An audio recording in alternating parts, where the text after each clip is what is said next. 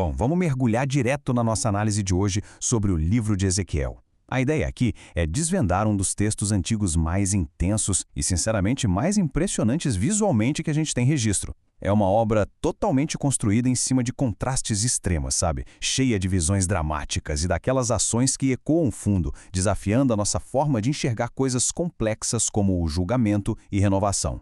E olha só, a pergunta central que move absolutamente toda a narrativa que vamos examinar é a seguinte: a vida pode surgir da destruição absoluta? Isso desperta logo de cara aquela curiosidade sobre como uma história de ruína total, de uma punição que parece irreversível, consegue se transformar de um jeito milagroso em uma esperança definitiva. É um paradoxo fascinante que vai guiar a gente por todo esse trajeto. Como esse texto traz temas super pesados de ira e luto, a gente vai seguir um roteiro bem estruturado hoje. Começando pelo profeta no exílio, passando por uma crise de idolatria, depois a demonstração divina, a glória parte e, para fechar, a promessa de um coração de carne. Então, começando pela primeira parte, o profeta no exílio, um cativo em terra estrangeira. Para a gente realmente captar a essência dessa narrativa, precisamos preparar o terreno olhando para o contexto histórico. A história toda gira em torno do nosso protagonista, um sacerdote chamado Ezequiel. E ele está vivendo como exilado na Babilônia, muito longe de casa. A gente precisa ver exatamente quando ele está falando, que é bem no meio dessa bagunça de invasões, mais especificamente 5 anos depois do próprio cativeiro dele, que aconteceu na segunda invasão, em 597 a.C. Ele está ali tentando desesperadamente acordar um público que parece espiritualmente surdo para o golpe final que viria em 586. E essa imagem ilustra perfeitamente como a descrição do trabalho do Ezequiel é intensa e cheia de facetas.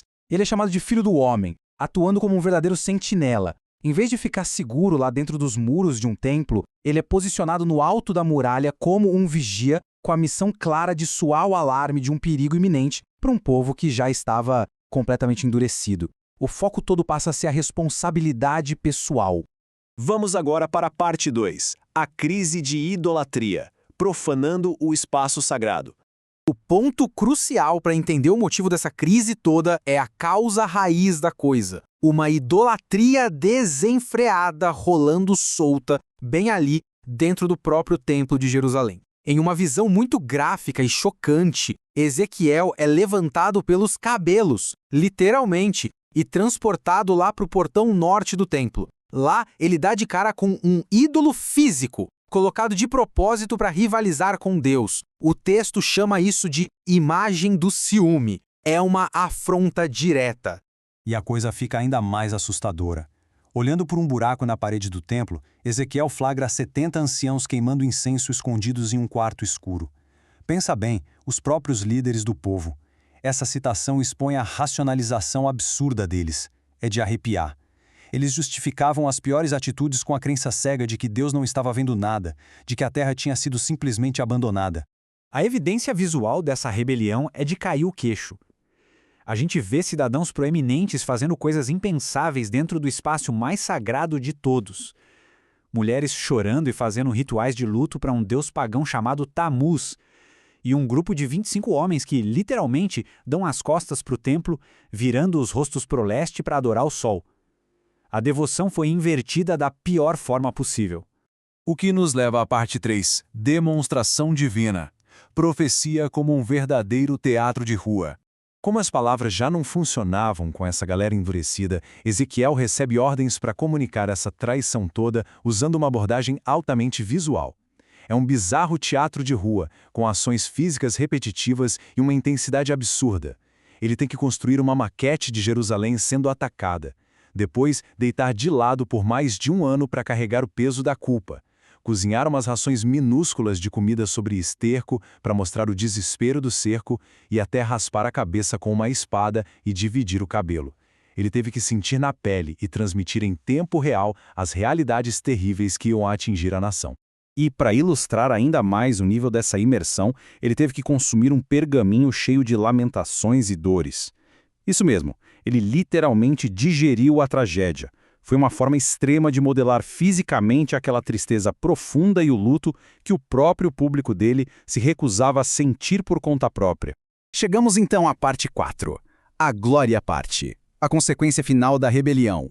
Aqui a gente atinge o clímax dramático da primeira metade do livro. A paciência divina chega ao limite. Mas o que é super interessante notar nesse passo a passo é a progressão metódica e trágica dessa partida. Não é uma fuga rápida, sabe? A presença física de Deus, aquele trono ou carruagem móvel, vai se retirando aos poucos. Levanta dos querubins, vai meio relutante até a soleira, para no portão leste, até que, finalmente, empacota tudo e abandona a cidade de vez. E com o templo totalmente profanado e a glória protetora de Deus fora de cena, o caminho fica 100% livre para a devastação absoluta de Jerusalém pelos babilônios. Esse número na tela, 586 a.C., marca exatamente a data dessa queda total. O exílio se concretiza de forma brutal. Mas a história não acaba nas ruínas. Vamos para a parte 5, um coração de carne, a missão de resgate sobrenatural. Por incrível que pareça, dessa descida agonizante para a morte surge uma virada miraculosa para a esperança. E o mais chocante é que isso é totalmente iniciado pela compaixão divina. A solução aqui não é só dar uma maquiada no exterior, mas uma cirurgia sobrenatural mesmo. Esse comparativo mostra bem a ideia de trocar aquele coração de pedra, teimoso, cego e surdo aos avisos, por um coração de carne, que é purificado, super receptivo e ensinável. É a restauração completa da nossa capacidade de ouvir e de se importar. A visão mais famosa que amarra essa promessa é o impressionante Vale dos Ossos Secos. Imagina só, um antigo campo de batalha, um cemitério a céu aberto, cheio de ossos ressecados, que de repente começam a se juntar e voltam à vida. Essa imagem serve para provar com um impacto gigantesco que só Deus tem o poder de ressuscitar uma comunidade que estava espalhada, morta e exilada. Não é sobre manobra política, é puro poder vital. Chegamos então a essa frase que se repete várias e várias vezes no texto. Esse refrão é a grande tese central, amarrando tanto o julgamento brutal quanto a restauração espetacular numa coisa só.